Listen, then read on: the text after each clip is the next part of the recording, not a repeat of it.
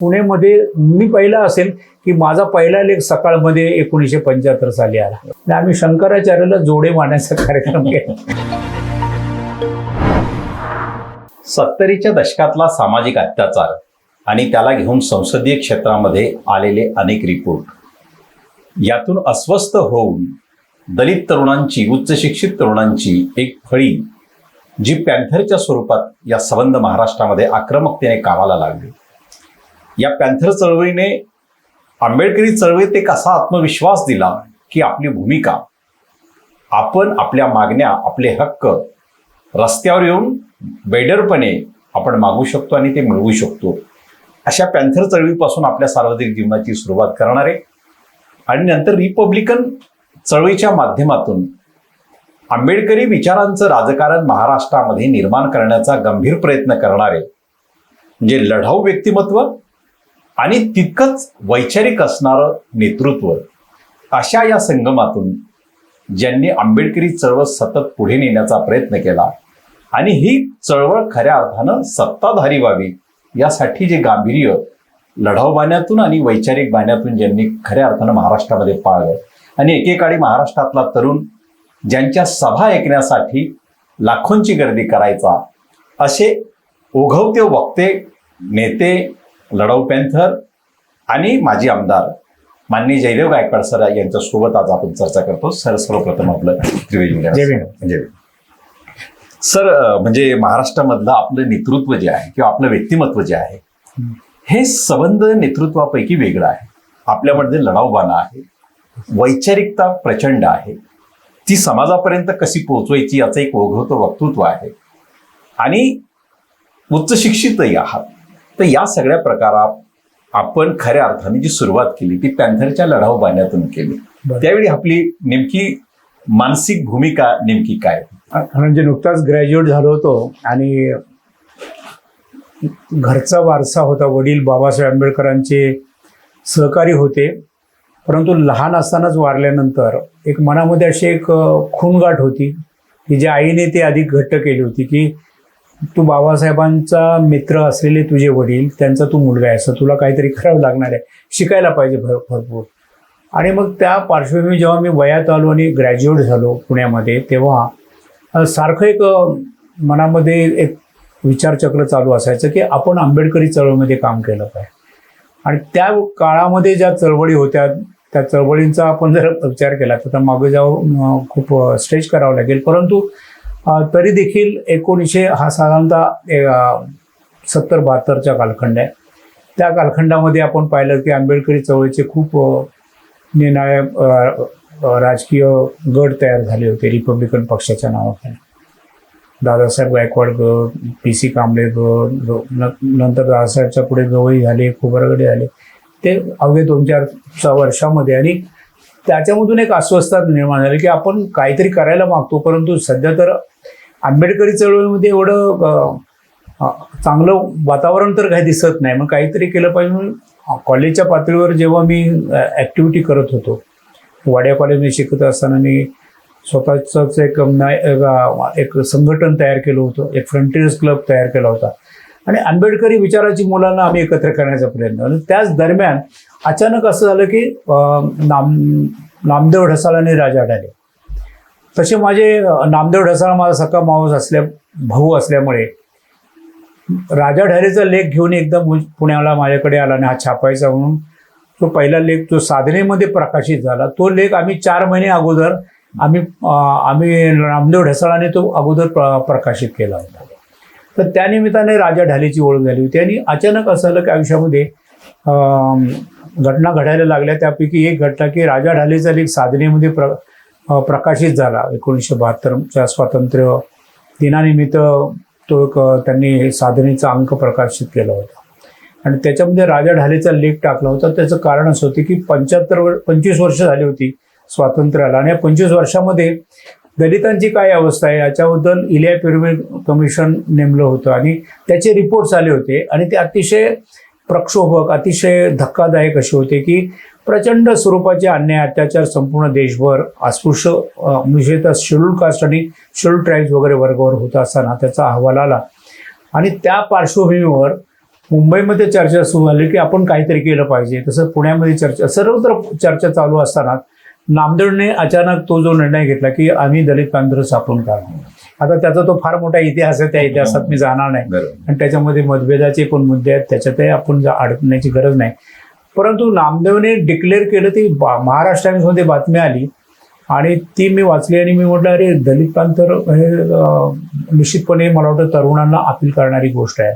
मग आपण आता मागे राहता कामा नये. मग मी स्वतः मुंबईला जाऊन नामदेवला भेटलो आणि त्याच्यानंतर बऱ्याच घटना घडल्या. त्यापैकी साधनेवर इथल्या प्रतिगामी विषयता अभाविप किंवा इतर काँग्रेसच्या लोकांनी मोर्चे नेले होते आणि साधनेचा धिक्कार केला होता. साधना जलाएंगे म्हणाले की तुम्ही स्वातंत्र्याचा अधिक्षेप केलाय, स्वातंत्र्याबद्दल अतिशय अर्वाच्य भाषेमध्ये राजा ढालेने लिहिले, तर राजा ढालेला अटक झाली पाहिजे. आणि हे जेव्हा मला लक्षात आलं की राजा ढाले तर माझा मित्र, कारण त्याचा लेख 4 महिन्यापूर्वी आपण छापायला नामदेवने आणला होता, तर मग आपण काहीतरी केलं पाहिजे. म्हणून मी त्यावेळेला कोणाची विचार न करता पुण्यातले माझे जे मित्र आणि आमची छोटीशी संघटना होती, युवक क्रांती दल होती, काही मित्रपरिवार होता आणि त्यांची एक मोर्चा साधना बचाव हमारी साधना नाही जलेगी, कारण साधनेने आपल्याला न्याय दिला, दलितांची दुःख मांडण्याला संधी दिली. म्हणून आम्ही पहिला मोर्चा, सर्वात पहिला आंबेडकरी चळवळीतला मोर्चा साधनेला पाठिंबा देणारा आम्ही काढला आणि तो काढल्यानंतर मग नामदेवला कळलं, राजा ढालेला कळलं. तोपर्यंत राजा ढाले दलित पॅंथरमध्ये नव्हता, तो युवक आघाडी वगैरे होता. पण असं एक वातावरण निर्माण झालं की आता राजा ढालेला पण सपोर्ट केला पाहिजे आणि दलित पॅंथर संघटना पण पुढे गेली पाहिजे. कारण आता संधी आहे की हा जो अन्याय अत्याचाराचं हे जे सत्र आहे त्याला कुठेतरी आपण थांबवू शकतो असं प्रत्येक माणसाला वाटायला लागलं आणि तरुणांना इतकं मोठ्या प्रमाणात वाटायला लागलं की तरुण रस्त्यावर उतरले. आणि मग आपण पाहिलं की त्या काळामध्ये आम्ही स्वतः पाहिलं की दलित पॅंथर म्हटलं की झोपडपट्ट्यातली मुलं अक्षरशः पळत पळत येऊन त्या सभातून मोर्चातून सामील होत असत. ती प्रक्रिया आम्ही पाहिली. मग त्याच्यामध्ये मी स्वतः झोकून दिलं. तो बराच मोठा इतिहास आहे. म्हणजे 70चा काळ तो असा काळ होता की म्हणजे राजा ढाले, नामदेव ढसाळ हे लिटल मॅगझिन चळवळ म्हणजे लेखनातून, काव्य लेखनातून बरोबर ते पुढे आलेले होते. त्याबरोबर दलित साहित्य म्हणजे आत्मचरित्राचा काळ होता. अशा काळामध्ये म्हणजे आपली प्रेरणा लेखनाऐवजी संघटनेत काम करावं ही कशी? तरुणाभान होतो, 27 वर्षाचा होतो. मनामध्ये असं खूप काही काही गोष्टी करायच्या होत्या, त्यामध्ये लेखन देखील केलं पाहिजे हे एक सारखं मनामध्ये होतं. कारण लेखनातून त्या काळातला असा एक परियोग की लोक आपले वाचायला लागले होते आणि लोकांना एखादं तुमचं नाव पेपरमध्ये येणं फार मोठी गोष्ट वाटायची किंवा एखादा लेख येणं फार मोठी गोष्ट. आणि तुम्हाला सांगतो या पुणेमध्ये मी पहिला असेल की माझा पहिला लेख सकाळमध्ये 1975 साली आला आणि त्याचं कारण की तो लेख देखील मी दलितांच्या जमिनी का जातात, दलितांच्या मध्ये असलेली ही जी फाटाफूट ती एकत्र एकसंघ का आलं पाहिजे, अशा प्रकारचे लेख मी लिहायला लागलो. तर लिखाणाकडे माझं लक्ष होतं. परंतु त्याहीपेक्षा माझ्या असं लक्षात आलं की आता ताबडतोबीने आपण ऑर्गनाईज झालं पाहिजे आणि मोठ्या प्रमाणात जर तरुणांना जर आपल्याला ऑर्गनाईज करायचं असेल तर आपण करू शकतो. कारण आता पारंपरिक ज्या काही गोष्टी होते, कुणीतरी नेता असतो, ते पक्ष असतात, संघटना असतात, ते येतात आणि मग ते करतात. तर तसं वाट न पाहता आपण तरुणांना ऑर्गनाईज करून पुण्यामध्ये आम्ही पुण्यामध्ये जेव्हा आम्ही सुरू केलं आणि वस्त्या वस्त्यातून तरुणांकडे जाऊन दलित पॅंथर आपल्याला निर्माण करायचं म्हटल्यानंतर आम्हाला हजारो तरुण म्हणजे किंवा समजा 4 महिन्यामध्ये किमान 1000 तरुणांची संघटना आमची तयार झाली. आणि त्याच काळामध्ये मग काही घटना घडत गेल्या किंवा शंकराचार्य आले, ते तिकडे पलीकडे सांगलीमध्ये त्यांनी भाषण केलं होतं की काही लोक विषमतेबद्दल बोलतायत, परंतु विषमता ही निसर्गदत्त असते. जाती व्यवस्थेबद्दल बोलतायत, म्हणजे आंबेडकरी होतं. जाती व्यवस्था देखील म्हणजे त्यांनी ती RSSची जी भूमिका होती तशा प्रकारची भूमिका ती मांडली की ती निसर्गदत्त आहे. अशा मांडल्यानंतर आपण काहीतरी केलं पाहिजे म्हणून नेमकं त्यावेळेला नामदेव ढसाळ पुण्यात होते. आम्ही शंकराचार्याला जोडे मांडण्याचा कार्यक्रम केला आणि एकदम असा आक्रमक झाल्यानंतर ते लोकांना फार अपील झालं आणि मग आमच्या मागं खूप मोठा बेस तयार झाला. आणि असं करत असताना मी मात्र ठरवलं होतं की आपण वैचारिक भूमिकेतूनच काम करायचं. हे सगळं करत असताना आंबेडकरी विचार घेऊन दलित पॅंथर उभी राहिली आणि या आंबेडकरी विचाराने अगदी सामान्य कुटुंबातील तरुणांना समाजाचा नेताही बनवलं. बरोबर. आणि या चळवळीचाही नेता बनवलं. आणि ही चळवळ मुंबईत जरी तिचा उगम झाला, पुण्यात झाला, तरी ती महाराष्ट्राच्या दुर्गम भागापर्यंत माउथ पब्लिसिटीनेच पोहोचली. बरोबर. अशा या काळात म्हणजे जनता जेव्हा मोठ्या प्रमाणात पाठीशी होती अशा वेळी संसदीय राजकारण करावं असा विचार संघटनेत कधी आला होता का? मला असं वाटतं की त्यावेळेला आपण निवडणुका लढवाव्यात, सत्ता मिळवाव्यात, अशा प्रकारे दलित पॅन्थरने कधीच विचार केला नाही. आणि माझ्या अवतीभोवती पण तो होताना मला दिसला नाही. याचं कारण होतं की अन्याय अत्याचाराचा प्रश्न आम्ही जास्त मूलगामी अतिशय प्रामुख्याचा केला होता, गाभ्याचा केला की अत्याचार तरी पहिल्यांदा रोखूया. कारण जातीय अत्याचार त्याच्यातून जातीवाद वाढत जातो, जाती व्यवस्था वाढत जाते. म्हणून जाती व्यवस्थेलाच आपण नरडीला नख द्यायला पाहिजे. तर आपण अत्याचार अन्यायाच्या विरुद्ध लढलं पाहिजे. अशा करत असताना आम्ही निवडणुकांचा अजिबात त्यावेळेला विचार केला नाही. आणि मला असं वाटतं की तुम्हाला मी सांगू इच्छितो की आता मागे जाऊन ज्यावेळेला मी विचार करतो दलित पॅन्थरच्या त्या काळातल्या गोष्टीचा, की दलित पॅन्थर हे अशी काही संघटन नव्हतं की ज्याच्याबद्दल अगोदर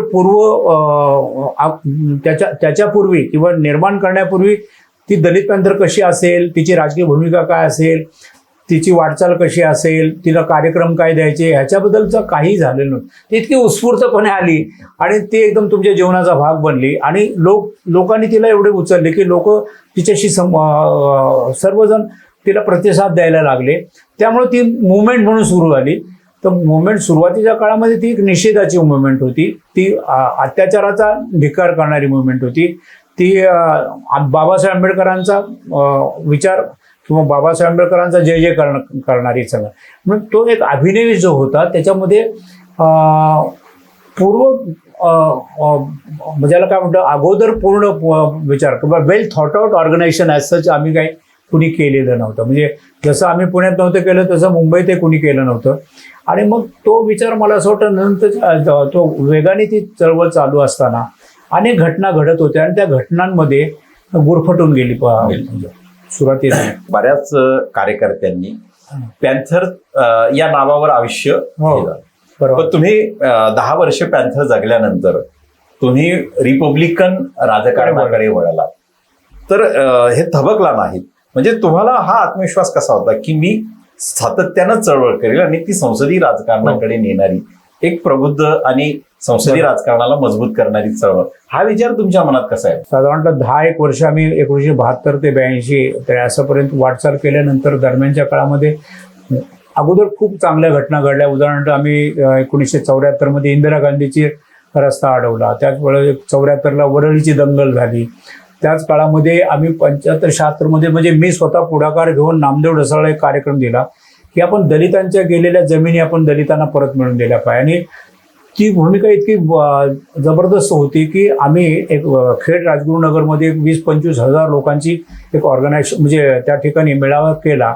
आणि त्या ठिकाणी एकेकाळच्या महारवतनी जमिनी त्या हस्तांतरित झालेल्या आहेत. बेकायदेशीरपणे काही लोकांनी लाटलेल्या त्या जमिनी आम्हाला परत दिल्या पाहिजे सरकारकडे मागणी केली. आणि मागणी केल्यानंतर त्या जमिनी पण परत देण्याची सरकारने भूमिका घेतली. म्हणजे इतके चांगले रिझल्ट पण आले होते. परंतु दरम्यानच्या काळामध्ये काय झालं की नंतरच्या 76-77 मध्ये राजा ढालेने दलित पॅन्थर बरखास्त केले. दलित पॅन्थर बरखास्त केल्याबरोबर त्याचे 2 तुकडे झाले. त्यानंतर राजा ढालेने स्वतःचा एक मास मुवमेंट केला. इकडे नामदेव ढसाळ एक गट चालवत होता. आणि मग सर्व अस्तित्वाची लढाई म्हणजे सगळे एकमेकावर एक दुष्ट चक्रात अडकल्यासारखं झालं की राजा ढालेची भूमिका योग्य आहे की अयोग्य आहे याच्यावर. दरम्यानच्या काळात नामदेव ढसाळने तो जाहीरनामा लिहिला. तर जाहीरनामा नामदेवने लिहिला. त्या जाहीरनाम्यामध्ये अतिशय तो ज्याला काय असं म्हणता येईल की स्फोटक म्हणजे जो कार्यक्रम अतिशय संतप्त तरुणाच्या डोक्यातून आलेला, परंतु त्याला अशा प्रकारचा मुलामा लावण्यात आला की तो कम्युनिस्टांनी म्हणजे सुनील दिघे सारख्या एका नक्षलवादी माणसाने त्याला ॲडवाईस केलेला आहे. मग तो डाव्यांचा त्याच्यावर निश्चितपणे त्यांनी काहीतरी त्याच्यामध्ये आपला प्रोग्राम राबवण्याचा प्रयत्न केला आहे. अशा प्रकारचे झाल्यामुळे एक जबरदस्त दलित पॅन्थरी संघटना एक अंतर्गत संघर्षात अडकली. म्हणजे जे जाहीरनाम्याबद्दलचा अंतर्गत संघर्ष, राजा ढालेने घेतलेल्या भूमिकेबद्दल आदर संघर्ष, म्हणजे असं एक विस्कटले पण आलं आणि निराशा आली. दरम्यानच्या काळात नामदेव आजारी पडला आणि तो देखील म्हणजे कार्यक्रमावर ज्या प्रमाणामध्ये त्याने पुढे जाण्याची भूमिका असायची पूर्वी तर ती राहिली नाही. कारण त्याला त्याच्या मर्यादा आणि सर्व प्रकारच्या लिमिटेशन्स आल्यामुळे मग आम्ही विचार केला की आता आपण माणसाचं आयुष्य एकदाच आहे तर आपण असा प्रयोग केला पाहिजे की हे जे शेजार जे आपल्या रिपब्लिकन पक्ष आहे जो आंबेडकरी चळवळीचाच भाग आहे तर रिपब्लिकन पक्ष जेवढ्या चांगल्या पद्धतीने चालायला पाहिजे ते चाललेले नाहीत. म्हणजे त्याच्यामध्ये देखील एक प्रकारची एक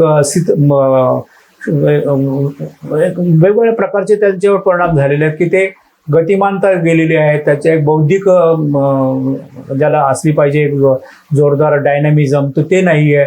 तर मग आपण ते काहीतरी करू शकतो नवीन पिढीतले लोक. म्हणून आम्ही असा विचार केला की दरम्यानच्या काळामध्ये प्रकाश आंबेडकर आमच्याकडे आले आणि त्याच वेळेला जो महाराष्ट्रातल्या म्हणजे दलित प्रांतांचे अनेक लोक म्हणजे अर्जुन डांगले असतील, अविनाश माते हे तिकडून आले मुंबईकडून, त्याचबरोबर भारतीय बौद्ध महासभेचे लोक, रिपब्लिकन पक्षाच्या वेगवेगळ्या गटाचे लोक, अशी एक मिटिंग आमची पुण्यामध्ये झाली 25 डिसेंबर 1982 साली. आणि त्या मिटिंगमध्ये असं ठरवलं की कुणाला दलित पॅंथर चालू आहे त्यांनी चालू द्या, ज्या कुणाला रिपब्लिकन पक्षाचे गट चालू द्या, आपण एक नवीन एक चळवळ सुरू करू. मग आम्ही नाशिक टू बॉम्बे मोर्चा काढला आणि प्रकाश आंबेडकरांच्या नेतृत्वासाठी आपण प्रयत्न करू. प्रकाश आंबेडकर म्हणजे आजोबांचे आपल्यावर इतके मोठे उपकार आहे तर आपण त्यातून तरी थोडं उतराई होण्याचा प्रयत्न करू. म्हणून आम्ही प्रकाश आंबेडकरांना मदत करायला भूमिका केली आणि जी त्याला जो प्रतिसाद मिळाला तर नाशिकपासून निघालेला 5,000 मोर्चे त्यावेळेला आम्ही दौरा केला होता. प्रकाश आंबेडकर वगैरे आम्ही लोक दौरा करून महाराष्ट्रातले लोक आले तर नाशिकला 5,000 लोक चालायला आले. ते मुंबईमध्ये पोहोचेपर्यंत 1,00,000 लोक झाले. तर मुंबईचा मोर्चा जो 1,00,000पेक्षा मोठा झाला.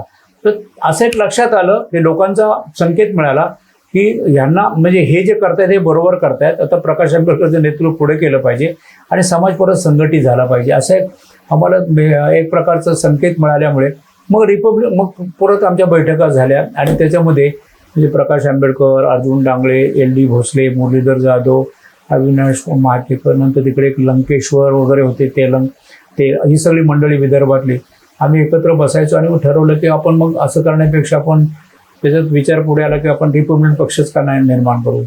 मग भारतीय रिपब्लिकन पक्ष हा निर्माण करायचं ठरलं आणि मग ते सुरू आल्याबरोबर नेमकी ते भूमिका आम्ही मेमध्ये घेतली आणि ऑक्टोबरमध्ये इंदिरा गांधींचा खून झाला त्या 84. हा आणि त्यानंतर लगेच नोव्हेंबरमध्ये इलेक्शन लागल्या.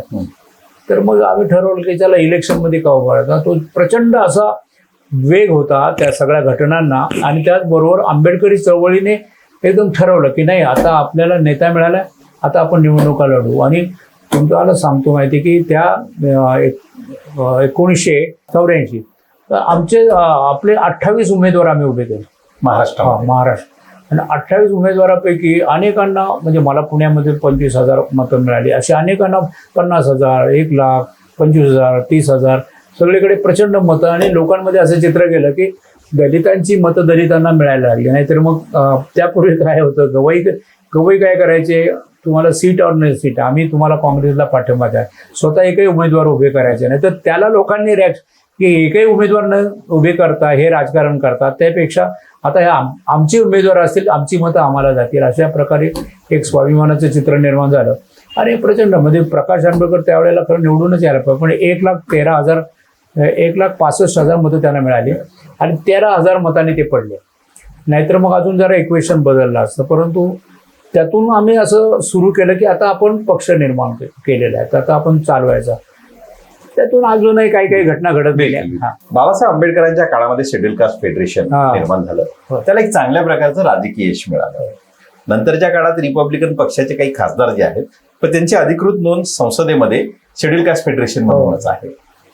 तर शेड्यूल कास्ट फेडरेशन एक मर्यादित नाव असतानाही व्यापक राजकीय यश आणि रिपब्लिकन हे व्यापक नाव असतानाही मर्यादित राजकीय घडामोडी, हे नेमका हा विरोधाभास काढला. स्वतः बाबासाहेब असताना खरं म्हणजे आपण पाहिलं सगळं बाबासाहेबांची जी वाटचाल याच्यामध्ये साऊथ ब्युरो कमिटीमध्ये बाबासाहेबांनी मतदानाचा हक्क मागितला, त्याच्यामध्ये सायमन कमिशनमध्ये बाबासाहेब पण मतदानाचा हक्क मागितला आणि स्वतंत्र मतदारसंघ मागितला. त्याला गांधींनी विरोध केला. पुन्हा पुणेकर म्हणजे राऊंड टेबल कॉन्फरन्समध्ये पुन्हा बाबासाहेबांनी मागणी केली की आम्हाला स्वतंत्र मतदारसंघ पाहिजे. बाबासाहेब हे सातत्याने दलितांना राजकीय सत्तेमध्ये वाटा मिळाला पाहिजे अशा प्रकारचं गणित मांडत होते. आणि ते मांडत शेवटी आपण असं पाहिलं की शेवटी पुणे करारामध्ये तडजोड करावी लागली. तर पण आपण तोपर्यंत शेड्यूल कास्ट फेडरेशन होतं. तर बाबासाहेब 1937च्या निवडणुकीमध्ये आपले 11 आमदार निवडून आले होते पुण्यात. परंतु नंतर आपण नंतर ते स्वतंत्र मतदारसंघ मजूर पक्ष केल्यानंतर मग आपले 1945 साली अशी गोष्ट झाली की बाबासाहेबांचा एकही उमेदवार निवडून आला. पण त्यामुळे अशी परिस्थिती निर्माण झाली की बाबासाहेबांना निवडून येण्यासाठी पश्चिम बंगालमधून योगेंद्रनाथ मंडल यांच्या मार्फत तिकडून निवडून यावं. सांगायचा हेतू असा की हे निवडणुकीच्या राजकारणामध्ये सत्ता किंवा निवडून जाण्याचं जे प्रोसेस होती त्याच्यामध्ये एक तर स्वतंत्र मतदारसंघ मागण्याची बाबासाहेबांची जी मागणी होती ती मागणी मान्य न झाल्यामुळे आपल्याला संयुक्त मतदारसंघाच्या निवडणुकामध्ये सर्व हे म्हणजे आंबेडकरी चळवळीतल्या लोकांना दलितेतर लोकांच्या मतावर अवलंबून राहावं लागलं. आणि मग तिथून पुढे संपूर्ण इक्वेशनच बदललं. म्हणजे फक्त 1956च्या निवडणुकीमध्ये बाबासाहेब गेले नंतर 57च्या संयुक्त महाराष्ट्र चळवळीमध्ये मात्र झालं की त्यावेळेला शेड्यूल फेडरेशन होता, परंतु एक जबरदस्त एक विरोधी पक्षाचं वातावरण महाराष्ट्रामध्ये निर्माण झालं. आणि त्याच्यामध्ये आपले जवळजवळ 18 नक्की आकडा सांगू शकत नाही, पण 18 आमदार निवडून आले आणि 8 खासदार निवडून आले.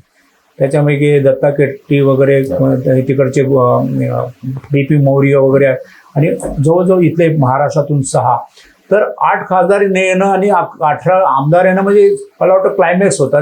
त्याच्यानंतर अद्याप कधी रिपब्लिकन पक्षाला यश मिळालं नाही.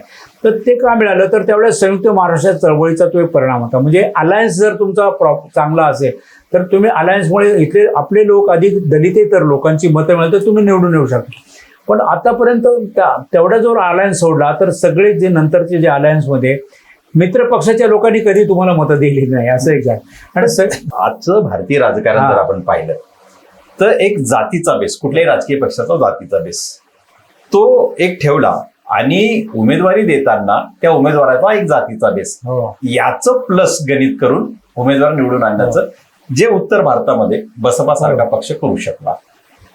महाराष्ट्रामध्ये 13% किंवा 15% अनुसूचित जाती किंवा लोक असतानाही रिपब्लिकन पक्षाला तो एक बेसमास का नाही बनवता आला राजकारणाचा आणि त्या अनुषंगानं आपलं सत्तेचं राजकारण का नाही करता. अगदी सुरुवातीला अनपेक्षितली बोलत असताना तुम्हाला सांगत होतो की बाबासाहेब आंबेडकर हे जे व्यक्तिमत्व आहे ते बाबासाहेब आंबेडकरांचे विचार आणि बाबासाहेब आंबेडकरांचं तत्वज्ञान समजून घेण्याची क्षमता आपल्या समाजाकडे कुणाकडेच नव्हती. त्यानंतर त्यांच्या काळामध्ये असलेले लोक कुणी LLB होते, कुणी काही MA असतील, कुणी काही शिकलेले होते जरूर आहे, पण बाबासाहेब समजून घेणे इतपत त्यांच्यामध्ये ती क्षमता नव्हती. आज देखील माझं असं मत आहे की बाबासाहेब आंबेडकरांना समजून घेण्याचं आपण व्हेरी म्हणजे badly we are failing. Babasaheb आंबेडकरांचं व्यक्तिमत्वच नव्हे तर त्यांचं जे प्रज्ञावंत बाबासाहेब त्यांचे विचार समजून घेण्यामध्ये संपूर्ण देशच कमी पडतोय अशा परिस्थिती आहे. पण बाबासाहेबांनी तरी देखील बाबासाहेब आपल्याला म्हणजे बाबासाहेबांनी राज्यघटना दिली आणि खऱ्या अर्थाने एक प्रकारचे एक सायलेंट रिव्होल्युशन आपल्याकडे सेट केलेलं आहे. जे राज्यघटना आहे म्हणून राज्यघटनेचा जो कार्यक्रम आहे म्हणजे जो प्रेम्बलमध्ये सांगितलं आहे की एव्हरीबडी इज इक्वल वगैरे जे हा जो प्रोग्राम आहे तो प्रोग्राम सध्या चालू आहे. फक्त त्याला जी जोड किंवा अधिक लोकांनी अधिक भर टाकायला ती पडत नाही बाहेर इतर लोकांनी. आणि राज्यघटनेमध्ये असलेले ध्येय आणि उद्दिष्ट आहे ती हळूहळू आपण पुढे पुढे ती मिळवत चाललेलं आहे. म्हणजे समाज म्हणजे ती ॲट इट्स ओन ती इम्प्लिमेंट होत जातात. परंतु प्रत्यक्षामध्ये एक अदृश्य स्वरूपामध्ये काही लोक त्याला विरोध पण करतात. म्हणजे जे प्रतिगामी शक्ती आहेत आता सध्या आपल्या देशामध्ये म्हणजे तुम्हाला माहिती आहे की प्रतिक्रांतीवाद्यांचं किंवा पुनरुज्जीवनवाद्यांचं राज्य आहे आणि त्यांना म्हणून ते हिंदू राष्ट्र निर्माण करायचं म्हणजे त्यांना जवळपास मनुवादच आणायचं आहे. पण ते जातीव्यवस्था आहे असली जशी आहे तशीच राहिली तर त्याच्यामध्ये त्यांना इंटरेस्ट आहे. तर या सर्व गोष्टीचा विचार करता आंबेडकरी चळवळ कुठे आहे असा जर जेव्हा मी विचार करतो तेव्हा मला दुःख या गोष्टीचं होतं की बाबासाहेब आंबेडकरांनी सिंपल तुम्हाला काय सांगितलं संसदीय राजकारण म्हणजे पार्लमेंटरी पॉलिटिक्स ज्याला म्हणता येईल किंवा तर पार्लमेंटरी पॉलिटिक्समध्ये वन वोट वन व्हॅल्यू वगैरे हे जे सांगितलं आहे आपण सगळ्या लोकांना ते पाठ आहे सूत्र. पण प्रत्यक्षामध्ये तुम्हाला सत्तेमध्ये जायचं असेल तर तुम्हाला निवडून यावं लागतं.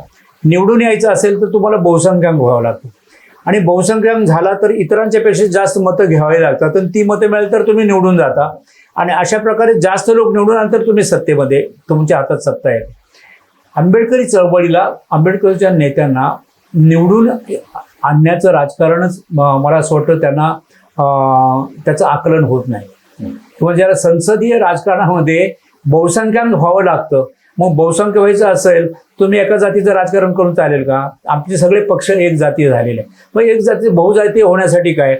आता बहुजातीय होण्यासाठी ज्या काही प्रोसेस आहे त्याचा देखील खूप अभ्यासाने प्रचार करण्याची गरज आहे. आणि या पार्श्वभूमीवर आंबेडकरी चळवळ फेल होते. मला असं वाटतं तर ती आता बहुसंख्याक आपण अनेक वेळा पक्ष डिक्लेअर करतो, पक्ष होता, त्याची भूमिका व्यापक असते, मराठ्यांनी यावं, सर्व समाजाच्या लोकांनी त्यांचा प्रवेश असतो, परंतु कुणी येत नाही. कारण इथल्या सर्व जातीत मुळामध्ये आपली बौद्ध समाज घेतला तर बौद्ध समाजाला जोडून मातंग समाज आहेत, चर्मकार आहेत, आपल्याला वाटतं शेड्यूल कास्ट तरी कमीत कमी एकत्र आहेत, पण शेड्यूल कास्ट देखील एकत्र येताना दिसत नाही. कारण का? तर त्याला जाती व्यवस्थेचा, जातीची मानसिकता त्यांच्यावर ऑपरेट करते. म्हणजे आता माझा स्वतःचा अनुभव आहे की म्हणजे आंबेडकरी चळवळीचे लोक म्हणजे बौद्ध लोक म्हणायला लागले की बाबा आपण एकत्र आलं पाहिजे, एकत्र आल्याबरोबर मातंगांनी देखील आलं पाहिजे. तर मातंगांना असं वाटतं की आपण जर यांच्याबरोबर गेलो तर आपल्याला धर्मांतर करावं लागेल, म्हणून तो थोडासा फटकून राहतो. किंवा पूर्वी एकेकाळी तरी तो चळवळीत तर येत होता, पण आता तो सरळ निर्णय घेतो, नाही यांच्याबरोबर गेलं तर आपल्याला धर्मांतर आपल्याला करायचं. मग त्याने ऑलरेडी अगोदरच तो निर्णय केला, कारण ती विचाराची त्यांची जी झेप अजून त्यापर्यंत पोहोचली. बाबासाहेबांनी धर्मांतर का केलं याचा ते विचारच करत नाही. म्हणून काय झालं आहे की तथाकथित रिपब्लिकन पक्ष किंवा आंबेडकरी चळवळीकडे ती व्यापक होण्याच्या दृष्टीने प्रयत्न होत नाही. आणि काही लोक जर प्रयत्न करत असतील, उदाहरणार्थ आता नाव देखील घ्यायला हरकत नाही की वंचितच्या नावाने प्रकाश आंबेडकर अनेक लोकांना ऐनवेळी जोडताना दिसतात, परंतु ते नेमके असं एक वातावरण तयार करतात चांगलं, किंवा आता म्हणजे इतरांना देखील किंवा समांतर चळवळीला देखील वाटतं, पुरोगामी पक्षांना देखील वाटतं, काँग्रेसला वाटतं, राष्ट्रवादीला वाटतं की यांनी आपल्याबरोबर यावं. तर नेमकं त्या अशा वेळेला त्यांचा गोंधळ उडतो काय असं मला स्वतःला वाटतं. कारण आतापर्यंत तरी त्यांनी एक 78 सालची जर 98 साली 98 मध्ये ऐक्यामध्ये 4 खासदार आहेत, त्यावेळेला एक भूमिका घेतली. तर त्याच्यानंतर बरोबर जाऊन निवडणुका जिंकण्याचं राजकारण त्यांनी अजून केलं नाही. म्हणजे मग काय तर बार्गेनिंगमध्ये तरी त्यांचं फिसकटतं, नाहीतर मग ते अगोदरच खूप शंका घेतात आणि ज्यांच्याबरोबर जायचं त्यांच्याच विरोधी भूमिका मांडताना दिसतात. म्हणजे उदाहरणार्थ अगदी शरद पवार, तर शरद पवार हे त्यांचं राजकारण करतात, त्यांचा समजा एक पक्ष आहे, तर त्या पक्षाचं राजकारण जर पुरोगामी असेल तर तुम्ही त्यांच्याबरोबर अलायन्स करायला पाहिजे. त्या काँग्रेस जर राष्ट्रवादीबरोबर अलायन्स करत असेल तर तुम्हाला देखील जर काँग्रेसबरोबर अलायन्स करायचं असेल तर तुम्हाला राष्ट्रवादीबरोबर पण अधिक तुम्हाला शिवसेनेबरोबर पण करावं लागतं, कारण तुम्ही शिवसेनेबरोबर पण त्याचा प्रयत्न केला. तर अशा पद्धतीने मग शिवसेनेला राष्ट्रवादीबरोबर युती करावी लागते आणि काँग्रेसबरोबर करावी लागत असेल तर मग तुम्ही शिवसेना काँग्रेस आणि राष्ट्रवादी बरोबर युती करण्याची भूमिका ठेवली पाहिजे. पण तुम्ही काय करता, तुम्ही त्याच वेळेला राष्ट्रवादीच्या विरोधात बोलता किंवा काँग्रेसबद्दल देखील जेवढ्या आत्मीयतेने बोलत नाही, आणि त्यामुळे असं एक संशयास्पद वातावरण राहतं आणि त्या लोकांना असं वाटतं की आपल्याबरोबर येत आहेत की नाही. आणि मागच्या वेळेला मी जरी राष्ट्रवादी काँग्रेस बरोबर असलो तर मला आंबेडकरी चळवळीबद्दल अत्यंत आपुलकी आणि मनामध्ये आहे की शेवटी माझ्या रक्तामासाचे लोक आहे, ते सत्तेमध्ये गेले पाहिजे. तर मग असं असताना गेल्या वेळेला 6 खासदार वर ते होत होतं असं म्हणत, ते काय ते काँग्रेसवाले म्हणत होते द्यायला तयार होत, तर मग का झालं नाही? ते झालं असते तर स्वतः आम्हा सगळ्यांनाच आनंद झाला असता की प्रकाश आंबेडकर हे देखील लोकसभेमध्ये जाऊन बसले असते. आणि मधल्या काळामध्ये इतक्या काही घटना घडल्या लोकसभेमध्ये की बाबा काश्मीरचा प्रश्न घ्या, तुमच्या गोवध बंदीपासून तर अनेक अशी काही विधेयक, CAA आलं, NRC आलं, शेतकऱ्यांच्या विरोधी अनेक काहीतरी तुम्हाला पाहिलं की आंदोलनं झाली. अशा वेळेला आंबेडकरी चळवळीतला नेता जाऊन त्याने त्याच्यामध्ये कारभाराची भूमिका घ्यायला पाहिजे आणि आपली राज्यघटना आहे किंवा राज्यघटनेचं तरी संरक्षण करण्याची भूमिका आपण तुम्ही सभागृहामध्ये असाल त्यावेळेला तुम्ही राज्यघटनेवर निश्चितपणे तुम्ही अधिकाराने त्या ठिकाणी तुम्ही प्रतिपादन करू शकता. तर असं एक प्रत्येक माणसाला वाटतं, आंबेडकरी चळवळीतल्या सर्वच लोकांना असं वाटतं की आंबेडकरी चळवळीतले लोक सत्तेमध्ये गेले पाहिजे. तर जयदेव गायकवाडला देखील वाटतं की आंबेडकरी चळवळीतले कुठले असतील त्यांनी सत्तेमध्ये गेले पाहिजे. त्याचं राजकारण त्यांनी एकमेकाला पूरक असं केलं पाहिजे. पॅन्थरचे जवळपास संस्थापक हो. member आहे. भारिपचं तर तुम्ही म्हटलं की ते संस्थापनेपासून तुम्ही आहात.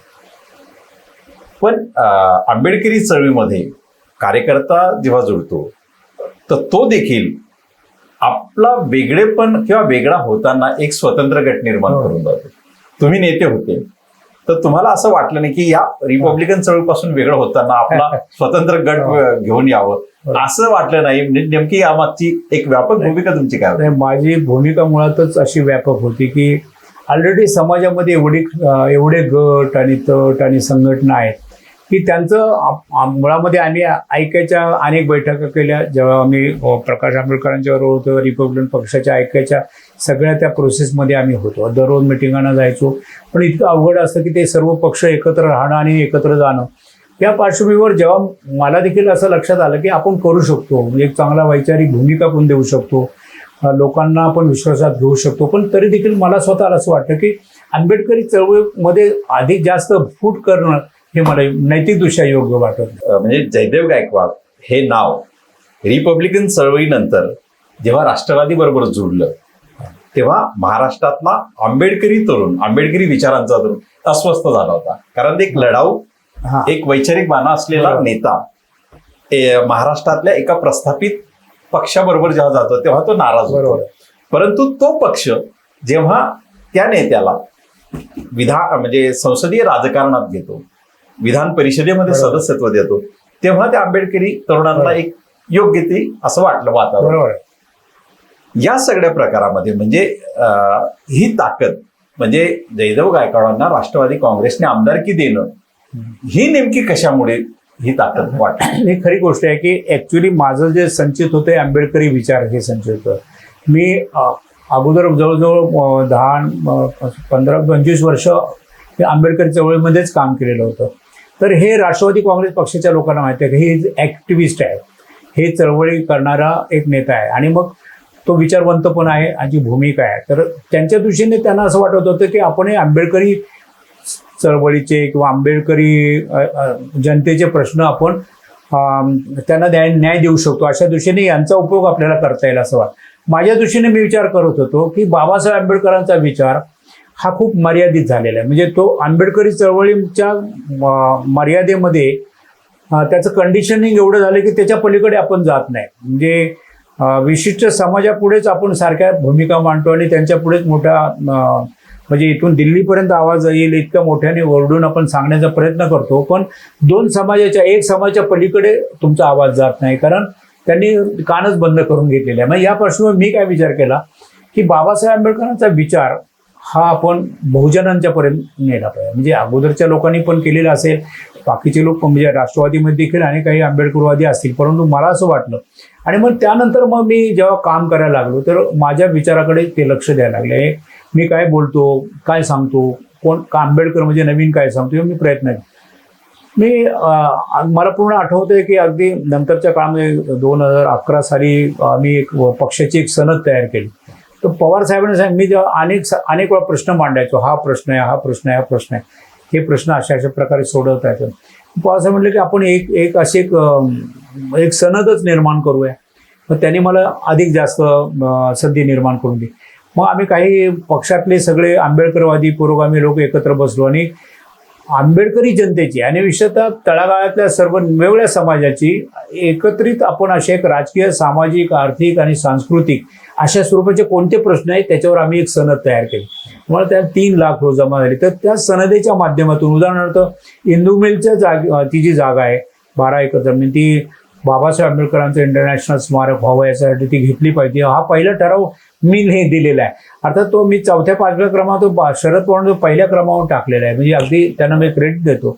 आणि मग तो ज्या वेळेला ती जागा मागायला गेले तर त्याला पहिली डेलिगेशन आमची आहे, म्हणजे दिल्लीमध्ये जाऊन, म्हणजे जेव्हा अजित पवार होतो, आम्ही सगळे होतो आणि त्या ठिकाणी म्हणजे इंदू मिलची जागा ही बाबासाहेब आंबेडकरांच्या स्मारकाला मिळावी हे अशा प्रकारचे कार्यक्रम आहेत. त्यानंतर मग परदेशात जाणाऱ्या विद्यार्थ्यांच्या स्कॉलरशिप दिल्या पाहिजेत, ते तुम्ही 50 लोकांना देतात, 100 लोकांना द्या, ते केलं पाहिजे. बाबासाहेबांची पुस्तकं ही तुम्ही जास्तीत जास्त काळ त्याला अधिक त्याची निधी त्याची उपलब्धता करून दिली. अशा प्रकारचे ज्याला काय विकासाचे कार्यक्रम देखील आपण राबवले. आणि अलीकडच्या काळामध्ये मला अभिमान वाटतो सांगायला की अगदी गेल्या 2 वर्षापूर्वी मी जेव्हा हे आघाडीचं सरकार आलं सेना तर मला पवार साहेबांनी विचारलं, मी सामाजिक न्याय म्हणून एक विभाग आहे मागासवर्गीयांचा विभाग, तर त्या विभागाचा मी अध्यक्ष मला म्हटलं तुमच्या काय मागण्या. तर मी म्हटलं आम्हाला आम्ही नेहमी नोकऱ्या मागतो काय मिळत नाही, घरं मागतो मिळत. आता मी एक मागणी करतो म्हणजे ती तुम्ही त्याचा विचार म्हणजे काय मागणी. म्हणून मी खेड्यापाड्यामध्ये आजही जातो तर खेड्यामध्ये एक गाव असतं आणि गावाच्या बाहेर महारवाडा त्याला पूर्वीचा किंवा त्याला बौद्धवाडा म्हणतात किंवा मांगवाडा चांबारवाडा ही जातीवाचक नावं आहेत. माझी एकच मागणी आहे म्हटलं की खेड्यापाड्यामधल्या असलेली जातीवाचक नावं रद्द करा. कारण त्या गावाला आम्हाला अभिमान वाटत नाही. आमच्या गावात गेल्यानंतर आता हे मारवाड्यात जातील त्या मांगवाड्यात जातील तर असं नाही पाहिजे म्हटलं. गाव तिथून एक म्हणजे ते मग तुम्हाला कुठली नावं आहे मग म्हटलं त्याला विकासनगर म्हणा, त्याला क्रांतीनगर म्हणा, त्याला आंबेडकर नगर म्हणा. अशा प्रकारे केल्यानंतर तो ठराव पास केला तुम्हाला सांगतो. आणि एवढं मोठं काम झालं की महाराष्ट्रातल्या मी गेल्या 2-3 महिन्यापूर्वी माहिती घेतली होती 18,000 वस्त्यांची नावं बदलली. 18,000 वस्त्यांची नावं जे मांगवाडे चांबारवाडे रद्द झाली आणि आता नवीन नावं त्या ठिकाणी. आपण जे म्हटलं की राष्ट्रवादी पक्षाकडे सामाजिक न्याय विभागासारखी एक स्वतंत्र समिती आहे किंवा कार्यरत यंत्रणा आहे. असं असताना राष्ट्रवादीवर जो मुख्य आरोप आंबेडकरी जनतेचा असतो की हे शेड्यूल कास्ट समाजासाठी जो निधी असतो शासकीय फंड असतात हे नेहमी वळवतात किंवा पळवतात हा आरोप असतो. या आरोपात काय तथ्य आहे म्हणजे तथ्य असण्यापेक्षा म्हणजे हे असं का घडतं नाही. त्या घटना घडलेल्या आहेत. मागे एकदा असं झालं होतं की कॅबिनेटची मीटिंग झाली आणि आपले हंडोरे साहेब होते, मला वाटतं ते पण मंत्री होते समाजकल्याणचे, आणि अजित दादा होते मला वाटतं अर्थमंत्री. त्यावेळेला फंड जनरली असं होतं की फंडचे रिऑर्गनायझेशन होतं किंवा हा पहिल्यांदा द्या मग नंतर देऊ. फंड तुम्हाला अलोकेट केलेला असतो परंतु त्यापैकी सध्या हे काम प्रायोरिटीने चालू तर इकडे वळवा. तर त्यावेळेला एक भांडण मोठं वर्तमानपत्रात मी देखील वाचलं होतं की अजितदादा काहीतरी फंड पळवत आहेत अशा प्रकारचा आरोप हंडोरेने केला होता. आणि मग तो आरोप झाल्यानंतर मात्र सर्व लोकांमध्ये एक प्रकारचा समज पसरला की हे आपले सगळे जे शेड्यूल कास्टचे जेवढे काही फंड आहेत हे पळवतात की काय. पण मला असं वाटतं की असं होऊ शकत नाही. कारण कॅबिनेट असताना दरवेळेला असं फंड पळवणं शक्य नाही. काही लोक जे पॉवरफुल मंत्री असतात ते आपल्या अधिकारामध्ये हे गोष्टी करत असतात पण आतमधल्या लोकांनी त्याच्यावर आवाज उठायला पाहिजे. आपला खरा जो पिंड आहे तो आंबेडकरी विचारांचा आहे. आंबेडकरी चळवळ ही आत्मसन्मानाची चळवळ आहे. Yes sir. प्रस्थापित राजकीय पक्षामध्ये काम करत असताना आपला हा आत्मसन्मान राखला जातो का? आपला काय अनुभव आहे? मला वाटतं राष्ट्रवादी काँग्रेस पक्षामध्ये एक नेता म्हणून म्हणजे आंबेडकरी चळवळीचा नेता म्हणून त्यांना सर्वांना कल्पना आहे विथ ऑनर अँड रिस्पेक्ट मला वागवलं जातं. अनेक वेळा म्हणजे महत्त्वाचे जे काही प्रश्न असतात त्यावेळेला मला विश्वासात घेतलं जातं. नव्हे तर माझा निर्णय समित्या असतील किंवा काय त्या बैठकांची निमंत्रणं अगदी आर्जवून मला मिळतात आणि माझा विचार घेतला म्हणजे विशेषतः दलितांच्या संदर्भात कुठले प्रश्न असेल त्याच्यावर एक तज्ज्ञ म्हणूनच मला तिथे बोलवलं जातं. तर असा भेदभाव केला जात नाही. आणि मला तर मी शरद पवार साहेब मुळामध्ये शरद पवार त्यांना माझं ज्याला काय म्हणता येईल की वैचारिक भूमिकाच एवढी ते माझी समजून घेतात की ते मी त्यांना भेटायला गेलो तर मी काही बोलायच्या आत ते मला सांगतात की तुम्हाला हा प्रश्न मांडायचा ना इतकं ते समजून घेतात. म्हणजे एवढे सर्जनशील पण आहे संवेदनशील आहे. तर तुमचा एक दीर्घ अनुभव चळवळीचा संघटनेचा राजकीय पक्षांचा. आजचा सध्याचा जो आंबेडकरी तरुण आहे हा राजकीय दृष्ट्या नेमका काय भूमिका घ्यावी या संदर्भात असताना आपल्याला नेमकं काय त्यांना सांगावं असं वाटतं? आता ऍक्च्युली आपल्याला कल्पना आहे की आपलं ऑब्झर्वेशन आहे की आपण सर्व जे काही चळवळी करतो वेगवेगळ्या चळवळी असतात त्यापैकी राजकीय चळवळीला आपण प्रचंड महत्त्व देतो आणि इथेच आपण नेमकं राजकीय अपयशाने देखील आपण खूप निराश असतो. कारण आंबेडकरी चळवळीचे एकूण तुम्ही गोषवारा किंवा घेतलात की आउटपुट जर पाहिलं तर असं दिसतंय की राजकीय अपयश आपल्याला फार मोठं दिसतं आणि म्हणून प्रत्येक माणूस एक निराश असतो. परंतु आम्ही राजकीय दृष्ट्या यशस्वी कसे होऊ शकतो याच्यासाठी आंबेडकरी चळवळीतल्या कार्यकर्त्यांनी विचारवंतांनी किंवा नेत्यांनी हे विचार केला पाहिजे अभ्यास केला पाहिजे. पहिल्यांदा की आम्ही राजकीयदृष्ट्या काय यशस्वी होत नाही पहिली गोष्ट. तर त्याच्या मागची काय कारण आहेत अशा सर्व गोष्टीचा जर विचार केला तर तरुण पिढीतल्या लोकांना मात्र निश्चितपणे आता सध्याच्या काळामध्ये त्याला राजकारणाचा फार धीर गंभीरपणे विचार करताना कोणी दिसत नाही. उलट ते इमोशनली अधूनमधून रिॲक्ट होत असताना दिसतात. आणि हळूहळू नकळतपणे आंबेडकरी चळवळ एक प्रकारे ज्याला काय म्हणतात की त्याच्यातली वैचारिकता नष्ट होती की अशा एक प्रकारची भीती निर्माण झाली. तर ती वैचारिकता ही असलीच पाहिजे. आंबेडकरी चळवळीचा तरुण कार्यकर्ता असला तरी त्याने राज्यघटनेवर त्याची हुकूमत असली पाहिजे. त्याचबरोबर या देशाच्या पार्लमेंटरी राजकारणाचा त्याचा अभ्यास पाहिजे. आणि सिंपल साधी गोष्ट आहे की आपल्याला निवडून जायचं असेल तर आपण बहुसंख्याक झालं पाहिजे. तेव्हा बहुसंख्याक होण्याची आता काय झालं की बहुसंख्याक होण्याची ती प्रोसेसच सेट नाही आहे, ती सेट करण्याची गरज. आणि जोपर्यंत होत नाही तोपर्यंत मग काही लोक आमच्यासारखे लोक म्हणाल चला आता आपलं आयुष्य जाण्यापेक्षा आपण या पुरोगामी पक्षात जाऊ, कोण दुसऱ्या पक्षात जातो, अशा प्रकारे होतच राहणार.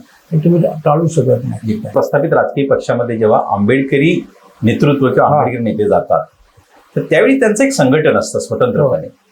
प्रस्थापित पक्ष त्यांच्या संघटनाला म्हणजे त्यांचं जे संघटन असेल त्याला हायजॅक करण्यासाठी कदाचित त्या नेत्यांना पदही देतात आणि ते संघटन हायजॅक करून टाकतात.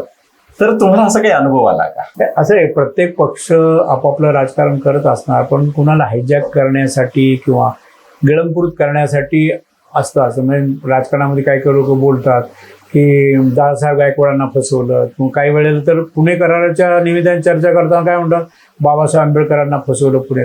तर मला ह्या ज्या टर्म्स आहेत ना मला योग्य वाटत नाही. असं कुणी फसवण्याचा प्रश्न नसतो. प्रत्येक राजकीय पक्ष आपलं राजकारण करण्याचा प्रयत्न करणार, त्याच्यामध्ये ॲडव्हान्टेज घेण्याचा प्रयत्न पण करणार. याच्यामध्ये ह्या गोष्टी धरून आपण म्हणजे आपण ॲडव्हान्टेज होऊ द्यायचे नाही हे आपण ठरवलं पाहिजे सगळ्यांकडे. सर आजच्या परिस्थितीमध्ये सगळ्या देशामध्ये किंवा खास करून आंबेडकरी तरुणांमध्ये समाजामध्ये 2024च्या लोकसभा निवडणुकांना लक्षात घेऊन एक मनस्थिती किंवा एक वातावरण असं आहे की काय होईल. नाही, एक तर पहिली गोष्ट म्हणजे आंबेडकरी चळवळीबद्दल माझी अशी प्रार्थना आहे सगळ्या लोकांना की तुम्ही असा एक विचार करा की आंबेडकरी चळवळ म्हणजे एका दिवसात एका क्षणात काहीतरी असं क्रांतिकारक होईल असं आहे का? तर असं नाही.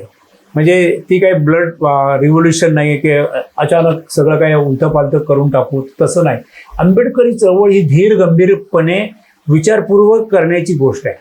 आणि ती विचारपूर्वक करायची असेल तर व्यवस्थित स्ट्रॅटेजी म्हणजे एक रणनीती ठरवली पाहिजे आंबेडकरी चळवळीतून.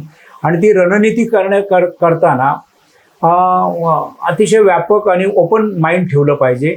आणि अहंकार किंवा जे काही आहेत ज्याला असलेल्या ज्या काही मर्यादा आलेल्या आहेत त्या बाजूला काढल्या पाहिजे. आणि उमदेपणाने काही लोकांनी कुणीतरी असं आलं पाहिजे आणि मग त्याचं ठरवलं पाहिजे कोर्स ऑफ ॲक्शन ज्याला म्हणता येईल. सध्या तरी अशी परिस्थिती दिसते की हा एक आणि बाजून दुसऱ्या बाजूने जातो आणि खूप मोठं विभाजन होते. आणि त्यामुळे आंबेडकरी चळवळ एक निराशाजनक परिस्थितीमधूनच वाटचाल करते. व्यक्ती सतत परिवर्तनशील असतो. पॅन्थरच्या चळवळीपासून आपली सुरुवात झाली. बरोबर. रिपब्लिकन चळवळीला मोठ्या ताकदीनं उभं करण्याचा आपण प्रयत्न केला आणि कुठेतरी ती निराशा असेल किंवा तुमची ताकद उभी राहिली असेल त्या अनुषंगानं राष्ट्रवादी काँग्रेसमध्ये तुम्ही आलात. तुम्हाला त्यांनी एक ताकद दिली. आमदार किंवा विधिमंडळाच्या राजकारणात त्यांनी आणलं. जयदेव गायकवाडांचा हा जो सामाजिक राजकीय चळवळीचा प्रवास आहे हा इथून पुढे आणखी कसा जाणार आहे, कसा राहणार? इथून पुढे देखील या राष्ट्रवादी काँग्रेस पक्ष हा पक्ष मला परका वाटत नाही, कारण माझे विचार तो मान्य करतो आणि मी ते विचार पुढे नेत असताना जी भूमिका आहे ती आंबेडकरी चळवळीतला कार्यकर्ता म्हणून ती भूमिका असेल. उदाहरणार्थ आता खरं म्हणजे जास्तीत जास्त प्रमाणामध्ये हा तथाकथित आंबेडकरवादी माणूस आहे किंवा तळागाळातला माणूस आहे, याला सत्ता मिळाली पाहिजे, ही माझी मागणी आहेच. त्या प्रमाणात त्यांनी ते दिले पाहिजे. तर त्या दृष्टीने मी प्रयत्नशील असतो आणि तो प्रोग्राम राबवण्याचा प्रयत्न केला. म्हणजे उदाहरणार्थ जास्तीत जास्त त्या आंबेडकरवादी कार्यकर्त्यांना तिकीटे मिळाली पाहिजे, नंतर ती निवडून आले पाहिजे.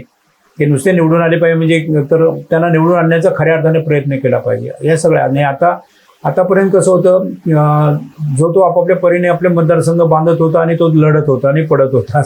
तर मी आता पक्षावर अशी प्रयत्न माझा चालू आहे की तुम्ही तो निवडून येण्यासाठी तुम्ही पक्ष काय करणार. उदाहरणार्थ तो गरीब आहे म्हणून तो निवडून येणार नसेल तर तुम्ही त्याचा खर्च केला पाहिजे, अशा प्रकारची माझी भूमिका असते. जो गरीब आणि माझं तर उलट या पक्षावर असं म्हणणं आहे की या पक्षाने हा जर पक्ष सर्व जनतेचा असेल आणि त्याच्यामध्ये गरीब समाज असेल, कष्टकरी समाज असेल, तर कष्टकरी समाजाचे जर प्रतिनिधी निवडून यायचे तर या त्यांच्यासाठी पक्षाने सर्व प्रकारची ज्याला काय म्हणतात प्रयत्न केले पाहिजे. उदाहरणार्थ त्याला म्हणजे उदाहरणार्थ ज्या काही आर्थिक बाबी आहेत त्या देखील साधनं त्याला दिली पाहिजे. त्याला तिकीट पहिल्यांदा दिलं पाहिजे, तिकीट दिल्यानंतर त्याला निवडून आणण्याचा प्रयत्न केला पाहिजे आणि मतं दिली पाहिजे. कधी कधी काय होतं की मतं शेवटी देणारे दलितेतर, आज सर्वात मोठं अपयश आंबेडकरी चळवळीचं याचं आहे की दलितेतर मतं तुम्हाला देत नाहीत म्हणून आपण पराभूत होतो. तर आता देशामध्ये असे एक वेव किंवा अशा प्रकारचा एक प्रयत्न केला पाहिजे की दलितेतरांनी दलितांना मतं दिलीच पाहिजे असं वातावरण निर्माण करण्याचा प्रयत्न, तसा प्रयत्न होत नाही आणि म्हणून आपण निवडून येत नाही अशी एक परिस्थिती. म्हणून दलितेतरांनी दलितांना मतं दिली पाहिजेत अशा प्रकारचा एक प्रोग्राम राबवण्याचा. तर राखीव जागा आहे, त्या राखीव जागावर काही लोक होते, राखीव जागामधले कोट्याधीश दलित असतात तेच उभे राहतात. मग त्याचं पण समाधान समाजाला, दलित समाजाला वाटत नाही की अरे हा कुणाला कोट्याधीश आहे, हा तर आमचा प्रतिनिधी असू शकत नाही. तर मग तिथे असं तो खऱ्या अर्थाने गरीब दुबळा कष्टकरी सर्वसामान्यामधला असा माणूस निवडून आला पाहिजे. तर त्याच्यासाठी या मोठ्या पक्षांनी प्रयत्न केला पाहिजे असं. आंबेडकरी तत्वज्ञान आणि या दोघांना घेऊन उभा केला जाणारा आंबेडकरी राजकारणाचा व्यवहार, याला जर मजबूतीने आपण उभं केलं तर नक्कीच राजकीय सफलता मिळेल. पण त्याबरोबर आपली सामाजिक व्यापकता, सामंजस्य आणि समन्वय या गोष्टी फार महत्त्वपूर्ण आहेत आणि आवश्यक आहेत राजकीय यश मिळवण्यासाठी. अशा निष्कर्षापर्यंत ज्यांची मुलाखत आज येऊन ठेपली आहे ते माननीय जयदेव गावकर साहेब यांनी आपल्याला जो त्रिवेदी मीडियाला वेळ दिला त्याबद्दल त्यांनी मनपूर्वक आभार. धन्यवाद. थँक्यू.